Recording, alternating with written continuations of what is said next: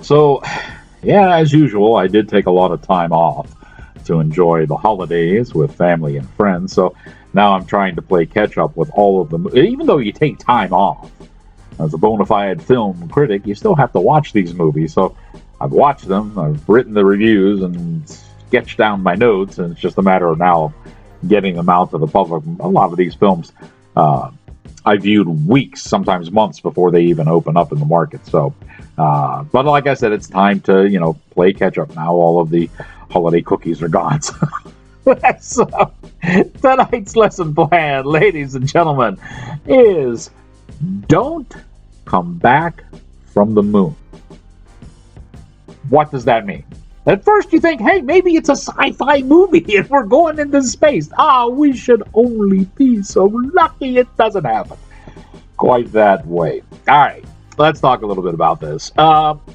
You have this picture of a group of people who are all so filthy wealthy that they know not what to do with all their money. These are probably the people who I'm sure you saw all during this holiday season, commercials on TV where people are buying cars as gifts to other people. Wow! Who does that?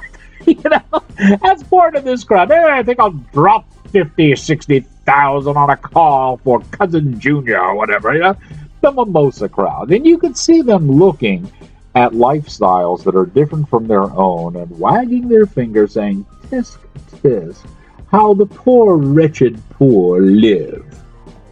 Well, if you're in that group, then you're probably going to find a lot to like in this movie. But if you're not in that group, this movie is pretty much going to be really insulting to you, I think. James Franco produced this thing, and to try to help it along, he makes a cameo appearance. I think his entire on-screen time is less than 10 minutes, but naturally he gets top billing, and he's a draw for the movie, even though he's hardly in it. He did produce it. I got to tell you, folks, after the first 45 minutes of this movie, I was bored to tears. I really was, and I struggled to get to that 45.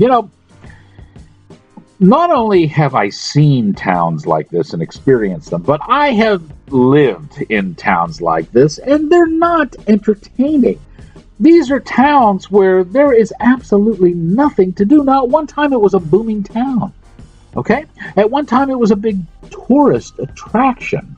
But everything has left. The winds of fate have blown in a different direction, and all that's left now are broken down, abandoned buildings, and everything in there is pretty much destitute. I guess it's pretty much like the waterfront was before Tim Murphy came along and said, if we build it, they'll all come. Type of thing. So, these towns are a little bit sad, and the people really have to try to work on this. But at the same time, it's rather a biting commentary on our welfare state, because these folks there's one company in town that hires, and that's basically it. It's a factory.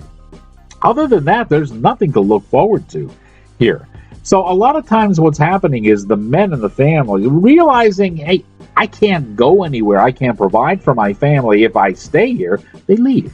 And that's referred to as going to the moon. See, not everybody wants to say, look, this town sucks, and Dad took off to try to find, a greener pasture. No, instead what they say is, he flew to the moon. So that's about as science fiction as you get in this movie. And it's all about these different families and how they cope when the man leaves to try to find something better that he can pull his family to. And obviously most of the men do not, because they're basically unskilled. And as a result, they just end up going to another city and floating into obscurity and never coming back for the family who they've sought to better. So, when you've experienced a town like that, I don't see how you could sit and watch it through a 2-hour movie and say, boy, that was really entertaining. It's not entertaining. This movie is depressing. It celebrates the welfare state, and it shows the mockery of that state, because regardless of the situation, regardless of how bad the economic possibilities for a family are, everyone in that family still manages to come up with enough money to go down to the local bar and drink. The paradox? Yeah. It's all too true. And how is this entertaining? How does this relieve my mind of the stress that I've gone through and cause me or help me to relax for a couple of hours with my entertainment dollar? And as far as I'm concerned, folks, this doesn't. This is, like I said, a movie where the mimosa crowd can go, tisk, tisk. People shouldn't live that way. But meantime, if they were ever thrown in this, then they'd probably end up committing suicide or something because they wouldn't be able to handle it. I don't find this type of movie entertaining at all. And people will come along with, oh, so-and-so acted so great. And Jeff Wahlberg is in this. So we got another Wahlberg coming into the clan, and this is a starring role for him.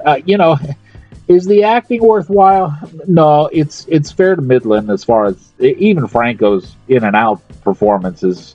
He did it with his eyes closed. So they're trying to go for a story, and they're trying to show you the plight of these folks. And you know what? Sorry, you can do that and still be entertaining. This one doesn't. This one is just preachy. And 45 minutes into it, you look at all the characters and you go, I really don't care about these people. I really don't. And by the time the movie ends and you see what the conclusion is, you go, I still don't care about these people. So, you're going to hear about great performances and tour de force and, this really shows you a slice of life. No, it's really depressing is what it is. And if you believe that film is meant for entertainment, as I do, then this film is not going to fit any of your bill. It's just not. It's a depressing movie, and I made 45 minutes, but I'm a seasoned professional. You shouldn't try this at home. I have a feeling when you folks sit down and watch this, if you make past a half an hour, kudos to you, because it's just, there's nothing here that's gonna cause you to say, oh, hey, this is fun, or hey, this is good. Sociology teachers may grab this thing and use it in class to talk about, I don't know, welfare states or depressed towns or the evils of capitalism. Who knows what they'll turn it into? And perhaps they'll have some success with that. But other than that use, this is one that, don't come back from the moon. This is one that, let this one slide. You'll thank me for saving you the cost of the ticket. You can read my entire review on the blog. That's outtakeswithfiore.blogspot.com. And you can watch entire episodes of the show even if you don't live in the Pittsburgh market, because we now run it up on Vimeo. So if you go into Vimeo and you type in Outtakes with Fiore, you'll see a nice collection of episodes there. Why don't you check it out and find out what all the buzz is about? The bleeding edge of Hollywood news, reviews, and previews without that studio hype. Now that you have learned what you have learned, here endeth your lesson.